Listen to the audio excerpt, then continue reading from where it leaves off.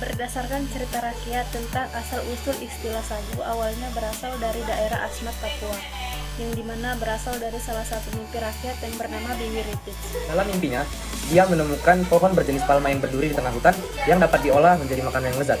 Di lain hari, Biwi Ripits melakukan pencarian, lalu sepotong duri menusuk kakinya ketika ia sedang melewati pohon, semak belukar dan tanah yang berlumpur di tengah hutan.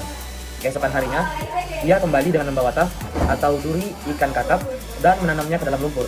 Disitulah tumbuh pohon seperti dalam mimpi. Setelah itu, Biwi Ripits bersama istri dan saudara-saudaranya melakukan proses pengambilan sari-pati pada pohon tersebut.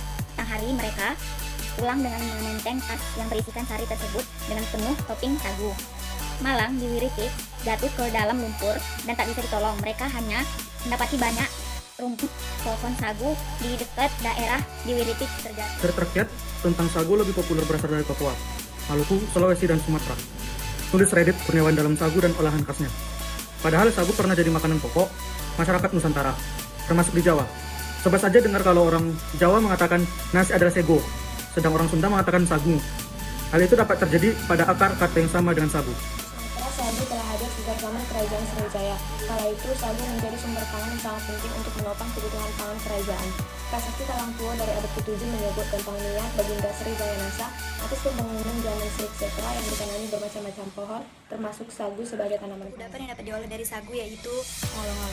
Ongol-ongol merupakan kudapan berasal dari tanah Betawi yang sudah ada sejak dahulu kala. Konon katanya, ongol-ongol ini terinspirasi dari kue-kue orang Tionghoa. Ongol-ongol sendiri biasanya memiliki arti lembut, kenyal, dan lentur. Ada asumsi menyatakan bahwa kue ini berasal dari tentara Mongolia yang pernah datang ke Indonesia. Namun hal ini belum dapat dipastikan dengan jelas. Bentuk dari ongol-ongol bisa beraneka rupa. Ada yang bulat dan ada pula yang dipotong secara persegi panjang. Teksturnya kenyal, elastis, dan lembut ketika digigit. Rasa dari ongol-ongol cenderung manis karena adanya air gula dalam adonannya. Tambahan parutan kelapa di atas ongol-ongol memberi rasa tekstur yang lembek dan gurih.